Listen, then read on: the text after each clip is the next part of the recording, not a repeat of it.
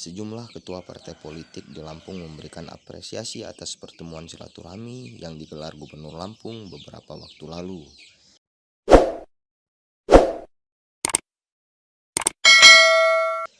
Menurut mereka, pertemuan ini untuk menjaga kestabilan politik demi mewujudkan pembangunan di Provinsi Lampung.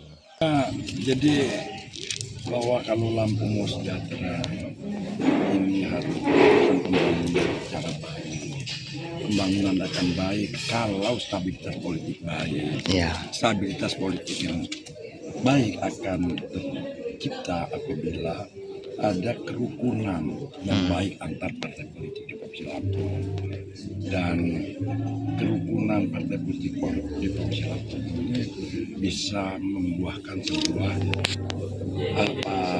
situasi bahwa partai politik juga mempunyai rasa memiliki atas program-program yang dilaksanakan oleh gubernur. Mungkin tadi ada usulan juga dari kawan, mungkin kedepannya agenda ini tidak hanya partai parlemen ya, non parlemen, ada nggak sih dari Pak sendiri atau dari ketuanya? Ya sekarang ya artinya ini kita bertahap. Jadi kita parlemen nanti non parlemen juga pada saat juga kita ajak.